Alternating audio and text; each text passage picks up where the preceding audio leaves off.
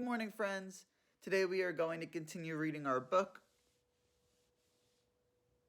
The Best Seat in Second Grade. And yesterday you guys sent me a bunch of your predictions on Classroom Dojo, and I have to say your predictions were fantastic. And a lot of you were actually right about your predictions. So today we can make a prediction again when we're done reading about what's going to happen in the next chapter. But we actually have a big inferencing question. So, repeat after me. Inference. When I guess something based on evidence from the text. When I guess something based on my schema. So, today we are going to make inferences, or we're going to make guesses about why something is happening in the book. And even though the book is not going to give us the answer, we're going to be able to come up with the answer based on what we notice in the pictures in the text and what we already know in our brain. Our question that we're going to have to find the answer to is this: why didn't Sam join his friends in many of the museum activities? Support your answer with text evidence. So, we're going to have to find the answer to this question, even though the answer is not actually written down in the text. You're going to have to come up with the answer by using evidence in the text. Okay, so let's get started. Today we're going to read Pocket Rider on page 15. If you would like, which I encourage, you can pause right now. You can decide. You can predict what Pocket Rider is going to be about. So pause this video and tell someone sitting near you what Pocket Rider is going to be about. Excellent. We're going to get started. Page 15, the table of contents said.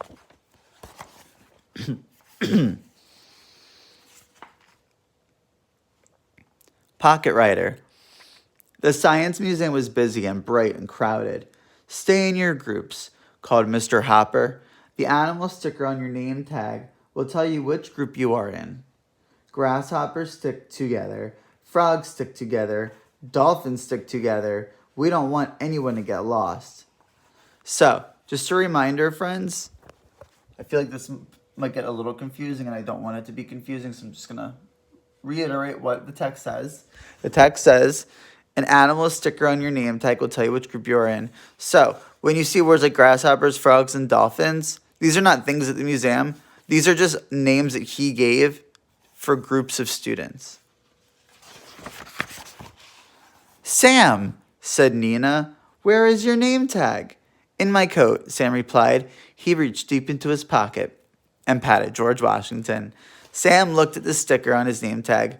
I'm a grasshopper. Good, Nina said. I am too.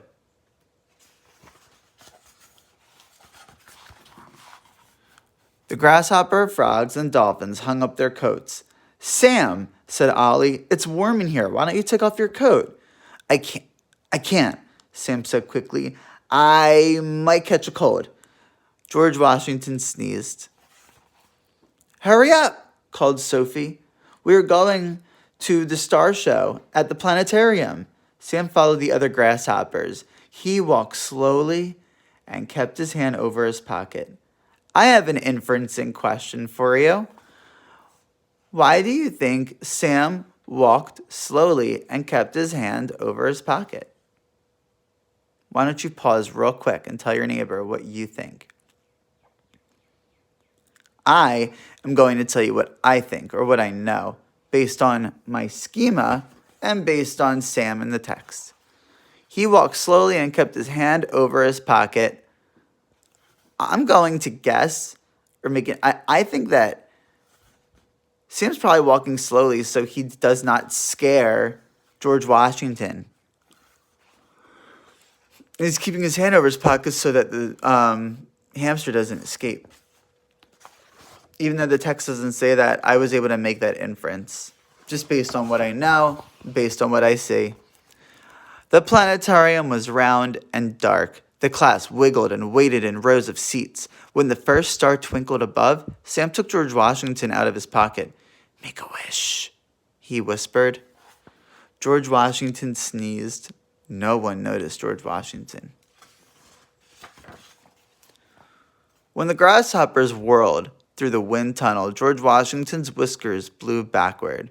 Remember, guys, there aren't any real actual grasshoppers. The grasshoppers is a name that the teacher gave to each group of students. So this group of students, the name of the group is called grasshoppers. When the grasshoppers made faces in front of the funny mirrors, George Washington looked like a furry beach ball with huge eyes. No one noticed George Washington. The grasshoppers climbed through a giant seashell. They peered into homes of the future. They poked and laughed at "Bubbles Are a Blast."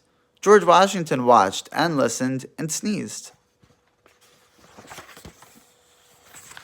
I wonder why he's sneezing so much. Finally, Ollie sat on a bench. "I can't walk another step," he said. "I'm hungry," said Nina. "I'm thirsty," said Miguel. "Me too," grumbled Sophie. Sam did not want to eat lunch. George Washington might smell something yummy and pop right out of his pocket. "I'll catch up with you later," Sam said as he dashed down the hall. "But Sam," Nina called, "where are you going?